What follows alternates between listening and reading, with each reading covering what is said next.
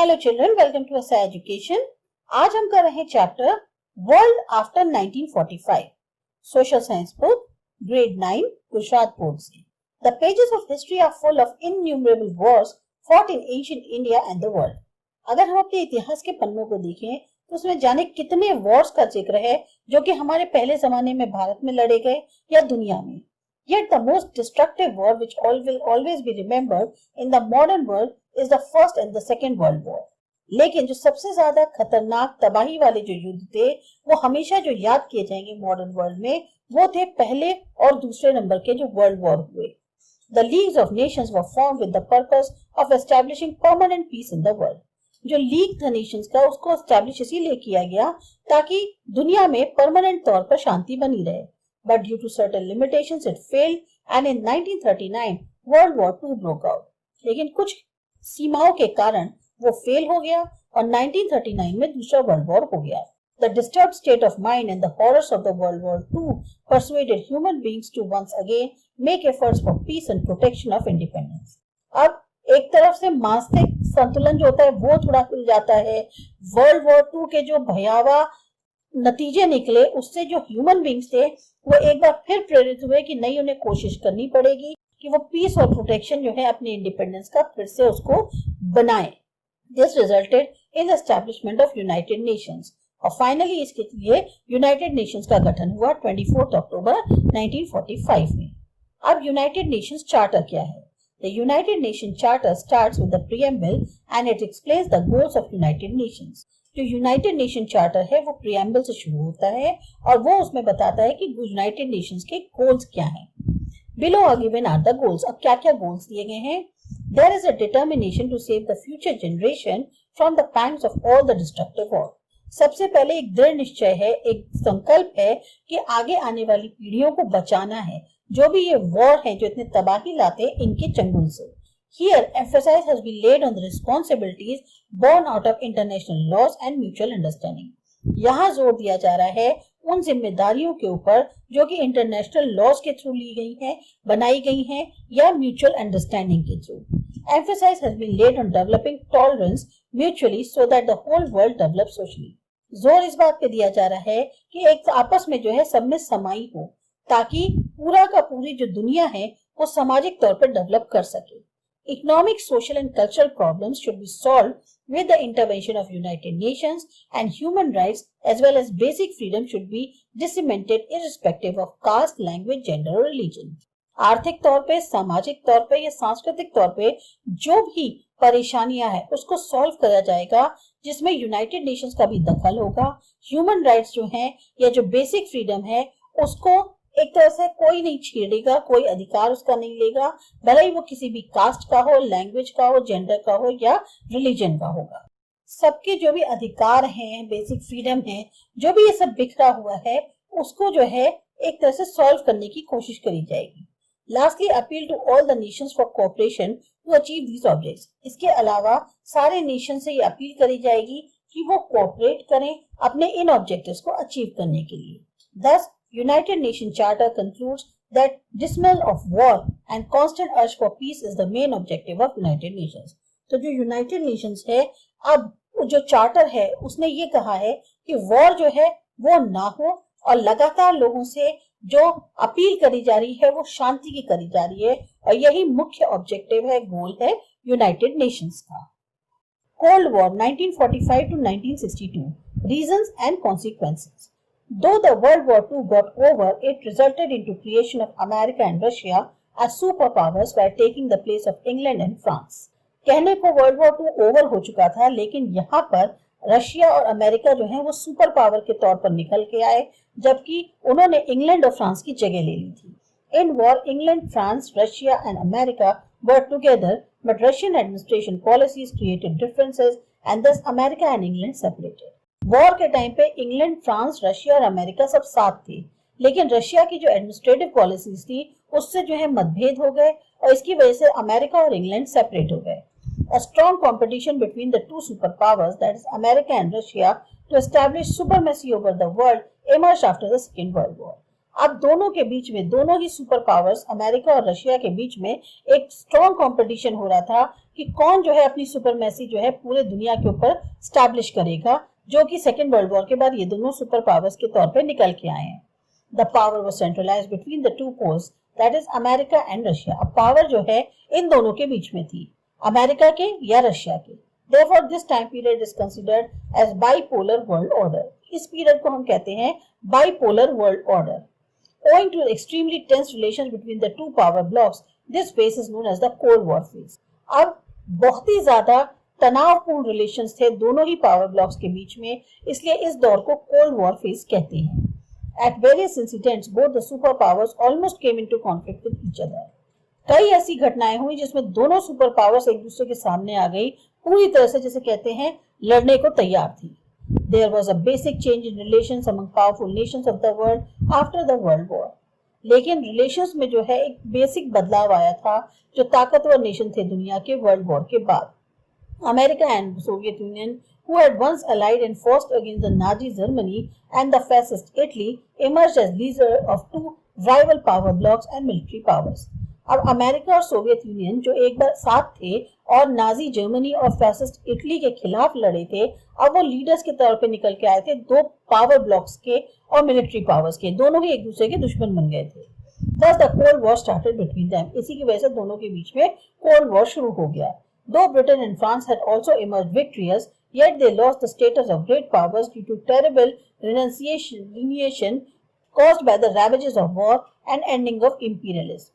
Cold war जो है इन दोनों के बीच में चल रहा था, कहने को ब्रिटेन और फ्रांस जो हैं वो भी जीते थे, लेकिन उनका जो स्टेटस था बड़ी बड़ी पावर्स का वो खत्म हो गया था, क्योंकि वॉर से उनके यहाँ बहुत ज्यादा तबाही हुई थी और शाही शासन खत्म हो गया था।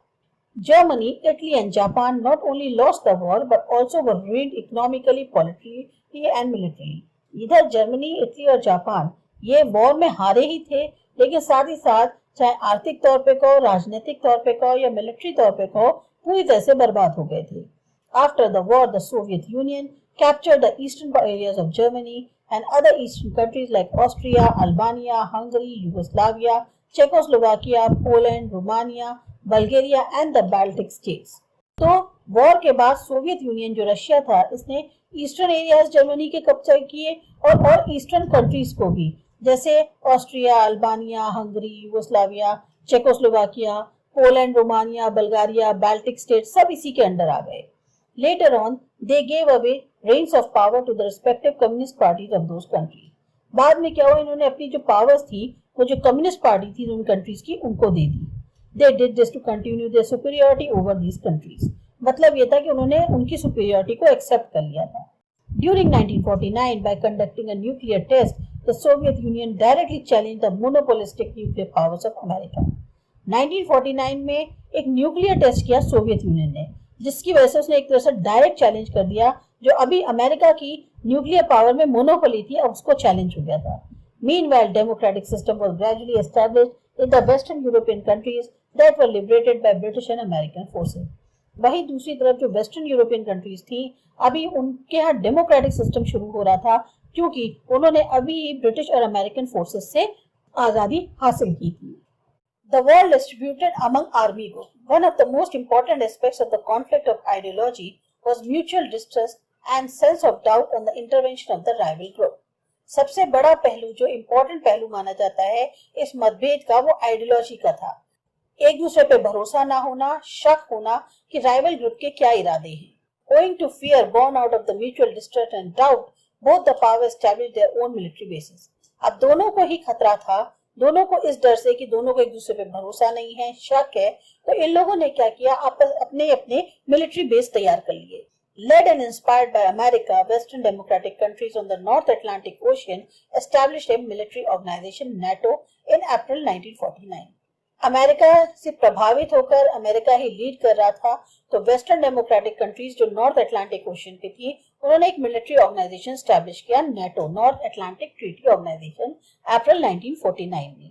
Thereafter, to protect southeastern countries from the onslaught of the Soviet Union communism, America and England established one more military organization in 1945, Seattle. अब उसके बाद जो साउथ ईस्टर्न कंट्रीज हैं उनको सोवियत यूनियन कम्युनिज्म से बचाने के लिए अमेरिका और इंग्लैंड ने एक और मिलिट्री ऑर्गेनाइजेशन 1945 में एस्टैब्लिश किया, जिसका नाम था SEATO, South Eastern Asiatic Treaty Organisation. One more military organization, CENTO, was established in the Middle Eastern countries under the leadership and inspiration of England. अब एक और military organisation CENTO, Central Asia Treaty Organisation, इसको establish किया गया middle eastern countries में। वहां पर leadership और इंस्पिरेशन कौन रहा? England. Hence, various Arab countries joined CENTO. Later on, America took over its leadership. उसकी वजह से बहुत सारी अरब कंट्रीज ने सेंटो ज्वाइन कर लिया। बाद में अमेरिका ने इसकी लीडरशिप ले ली। Armament, disarmament, nuclear weapon creation and its application. The Cold War, which was meant for dominance over the world, gave rise to fierce competition among superpowers. ये जो कोल्ड वॉर था, ये शुरुआत क्या थी कि कौन जो है दुनिया पे राज करेगा, लेकिन यहाँ पर कंपटीशन शुरू हो गया था दोनों सुपर पावर्स के बीच में। And for the sake of dominance, armament race was given higher priority. अब इस डोमिनेंस की वजह से जो आर्मामेंट होती है, यानी औजारों और हथियारों की जो रेस होती है, उसको ज्यादा इंपॉर्टेंस देने लग गए। America had used atom bomb for the first time on 2 cities of Japan, namely Hiroshima and Nagasaki. Atom bomb जो है उसका इस्तेमाल किया अमेरिका ने पहली बार 2 cities पे जापान के, जिनका नाम था हिरोशिमा और नागासाकी।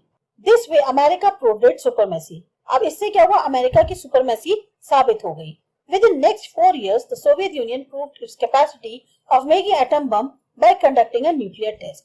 अगले 4 सालों में सोवियत यूनियन ने भी अपनी कैपेसिटी को प्रूव करने के लिए एटम बम बना लिया और उसका एक न्यूक्लियर टेस्ट कर दिया। This created a power balance between the super powers. इससे क्या हुआ? दोनों ही सुपर पावर्स के बीच में एक पावर बैलेंस सा क्रिएट हो गया, क्योंकि दोनों ने ही एटम बम्स बना लिए थे। America declared blockade of the communist Cuba, which was on the southeast. अब अमेरिका ने क्या किया? जो कम्युनिस्ट क्यूबा था उसकी घेराबंदी कर दी, जो साउथ ईस्ट साइड में था। To defend Cuba against the possible attacks of America, the Soviet Union sent ships loaded with nuclear missiles in the Caribbean Sea. अब क्यूबा को बचाने के लिए कि अमेरिका उस पर हमला ना कर दे, जो सोवियत यूनियन था उसने अपने जहाज भेजे जिसमें न्यूक्लियर मिसाइल्स उसने लोड कर दिए कैरिबियन सी के अंदर। Both the super powers threatened each other to use nuclear powers. अब दोनों ही जो सुपर पावर्स थी एक दूसरे को जैसे धमकी दे रहे थे, डरा रहे थे कि वो न्यूक्लियर वेपन का इस्तेमाल कर देंगे। The world was almost on the verge of the nuclear war. तो दुनिया एक तरह से उस जगह आके खड़ी हो गई जहां कभी भी न्यूक्लियर वॉर हो सकता था। Finally the leaders of America and the Soviet union had a talk on the hotline for the first time. Finally क्या हुआ? जो लीडर थे अमेरिका के और सोवियत यूनियन की, उनकी हॉटलाइन पर बात हुई पहली बार। The Soviet Union decided to withdraw its ships and America decided to curb nuclear missiles aimed towards Cuba. Soviet union ने यह निश्चय किया कि ठीक है, हम अपने शिप्स को वापस बुला लेते हैं। अमेरिका ने यह डिसाइड किया कि उन्होंने जो अपनी न्यूक्लियर मिसाइल क्यूबा की तरफ टारगेटेड कर रखे, उनको वो हटा लेगा। The whole episode is known as Cuban crisis, और इस पूरे एपिसोड को क्यूबन क्राइसिस नाम दिया गया। This episode is very important episode in world politics. और ये एपिसोड खास तौर से बहुत इंपॉर्टेंट माना गया है वर्ल्ड पॉलिटिक्स में। It begins communication between two super powers. क्योंकि यहीं पे ऐसा हुआ कि 2 सुपर पावर्स के बीच में बातचीत की शुरुआत हुई। This incident is important towards the process of disarmament of nuclear weapons. ये घटना इसलिए भी महत्वपूर्ण है क्योंकि यहीं से जो न्यूक्लियर वेपन्स थे उनको ना इस्तेमाल करा जाए, उसकी प्रक्रिया भी शुरू हुई। The entire Cuban crisis is considered as the beginning of the end of the Cold War. और ये जो पूरी की पूरी क्यूबन क्राइसिस थी, इसको ये मान के चल रहे हैं कि ये शुरुआत थी कि कोल्ड वॉर खत्म हुआ। America, the Soviet Union and the Britain agreed on maintaining control over nuclear production, experiment and proliferation. अब अमेरिका, सोवियत यूनियन और ब्रिटेन तीनों ने मान लिया कि ठीक है, वो जो अपनी न्यूक्लियर प्रोडक्शन है उस पर कंट्रोल करेंगे, जो एक्सपेरिमेंट्स कर रहे हैं उन पे सब पे लिमिट लगाएंगे, और जो इकट्ठा कर रहे हैं उनको जो है मतलब एक लिमिट तक करेंगे। This agreement is known as partial nuclear test ban treaty. इसको नाम दिया गया एग्रीमेंट को partial nuclear test ban treaty. France of course refuse to sign this treaty. और फ्रांस ने इस ट्रीटी को साइन करने से मना कर दिया। ट्रीटी मतलब संधि। China also conducted a nuclear test in 1964 and refused to sign the treaty. China ने भी जो है न्यूक्लियर टेस्ट कर दिया 1964 में, और उसने भी ट्रीटी साइन करने से मना कर दिया। This treaty imposed ban on conducting a nuclear test in opening atmosphere. ये जो ट्रीटी थी इसमें क्या था कि आप न्यूक्लियर टेस्ट जो है खुले वातावरण में नहीं कर सकते, उसके ऊपर एक तरह से बैन लगाया है। And of course, except communist China, The other four were already permanent members of the UN Security Council, possessing veto power. और सबको मतलब कहें तो सिर्फ कम्युनिस्ट चाइना को छोड़ दिया जाए तो बाकी जो 4 कंट्रीज थी, अमेरिका, सोवियत यूनियन, ब्रिटेन और फ्रांस, ये पहले से ही परमानेंट मेंबर्स थे यूनाइटेड नेशन सिक्योरिटी काउंसिल के और सबके पास वीटो पावर थी. Apart from the nuclear weapons and missiles, the superpowers have also developed chemical and biological weapons. अब न्यूक्लियर वेपन्स और मिसाइल्स तो थे ही थे इनके पास, इसके अलावा सुपर पावर्स ने अपने यहाँ केमिकल और बायोलॉजिकल वेपन्स भी डेवलप कर लिए. These weapons of mass destruction can kill millions of people without damaging any materialistic wealth. ये वो हथियार हैं जिसमें एक बार में पता नहीं कई लाखों लोग मारे जा सकते हैं और ऐसे में कहीं पे भी प्रॉपर्टी का कोई नुकसान नहीं होगा. मतलब आप ह्यूमंस मर जाएंगे सारे, लेकिन प्रॉपर्टी वैसे ही रहेगी, उसको कोई खतरा नहीं है. People would die miserably while suffering from various diseases because of these lethal weapons. और ये जो इतने खराब वेपन्स हैं, ये ऐसे वेपन्स जिसमें इंसान जो है वो मर जाएगा अलग अलग बीमारियों के कारण, ये ऐसे जो है भयंकर उन्होंने वेपन तैयार किए हैं, केमिकल और biological. During these decades, many important and far-fetching changes took place in international politics. इन दशकों में बहुत ज्यादा बदलाव आए इंटरनेशनल पॉलिटिक्स में. Owing to many reasons, the Cold War among superpowers also ended, and so the nuclear ban treaty helped in this concern. कई कारणों से ये जो कोल्ड वॉर था दोनों सुपर पावर्स के बीच में, ये भी खत्म हो गया और न्यूक्लियर बैन ट्रीटी जो है इसकी मदद जो है काफी मिली. India has always welcome this treaty but it is always a supporter of disarmament. India ने हमेशा इस ट्रीटी का स्वागत किया, लेकिन वो जो है डिसआर्मामेंट की सपोर्टर है, मतलब वो ये हथियारों के खिलाफ है. The world will be always in danger until the disarmament of lethal weapons is not done. दुनिया को हमेशा खतरा बना रहेगा जब तक ये जो इतने भयंकर वेपन्स हैं, इतने घातक हथियार हैं, जब तक इनको नहीं हटाया जाएगा तब तक दुनिया हमेशा जो है खतरे में रहेगी.